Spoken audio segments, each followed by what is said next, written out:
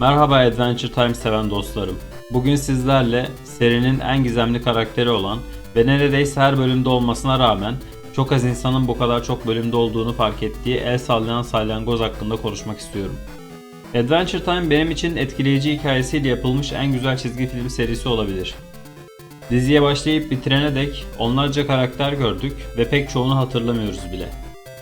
Fakat öyle bir karakter var ki Adventure Time'ın neredeyse her bölümünde bir sahnede bulunuyor. Evet, el sallayan salyangozdan bahsediyorum. Aslında bazı bölümlerde çok dikkat çekici rollerde olduğu için pek çoğunuz tanıyor. Örneğin liçi bal mumundan çıkarması ile ya da yaprak düşerken üstünde durması ile bazı dikkat çekici yerlerde olduğunu görmüştük. Fakat bu karakteri özel kılan onun birkaç sahnede olması değil, dizinin neredeyse her bölümünde olması. Hatta onun da ötesine geçip Uzak Diyarlar ve Fiona ve Cake serilerinde de bulunuyor. Peki el sallayan salyangoz kim ve olayı ne? El sallayan salyangoz aslında dizinin başladığı ilk yıl şaka olması için eklenen bir karakterdi. Tıpkı daha önce videosunu yaptığım Phil gibi.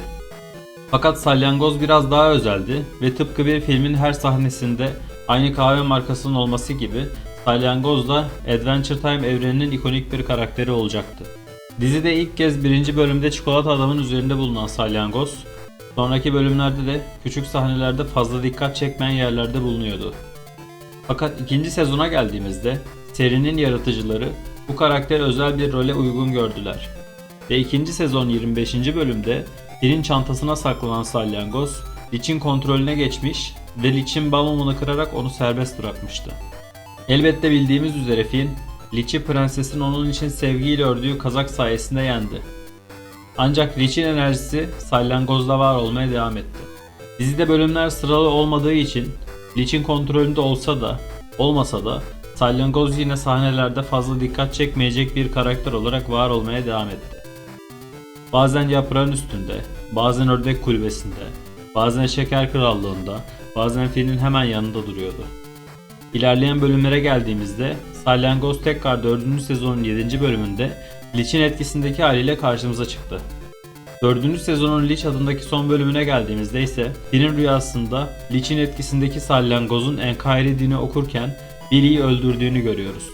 Tabi Billy ölmüyor ama muhtemelen salyangozdaki Lich'in enerjisi Billy'ye geçtiği için Billy Lich'e dönüşüyor.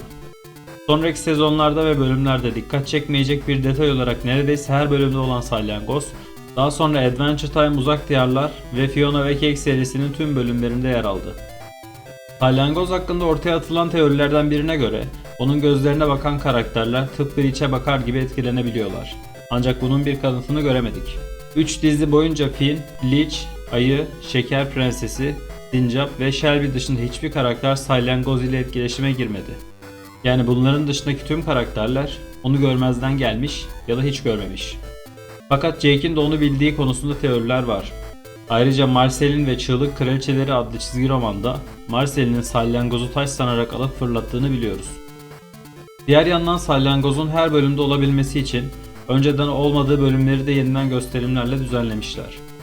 Bölümleri tek tek aramadım ancak bu bilgiye göre salyangoz 1. sezon 2. bölüm ile 2. sezon 4. bölümlerde yokmuş. Ancak yeniden gösterimi yapılacağı zaman bölümleri eklenerek yayınlanmış. Ek olarak salyangoz hakkındaki bir başka önemli bilgi de onun ölümsüz olabileceği.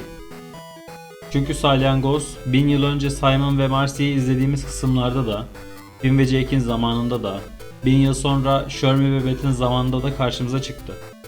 Son olarak salyangoz Adventure Time serisi boyunca en çok görülen karakter olarak biliniyor. Ondan sonra en çok gördüğümüz karakter ise Finn. Evet arkadaşlar, araştırdığım kadarıyla Adventure Time'in en gizemli karakteri olan el sallayan salyangoz hakkında her şeyi anlatmaya çalıştım. Karakter hakkında siz ne düşünüyorsunuz? Sorularınız, düşünce ve eleştirileriniz için yorumlarda buluşmak dileğiyle bir başka videoda görüşmek üzere. Hoşça kalın, bay bay.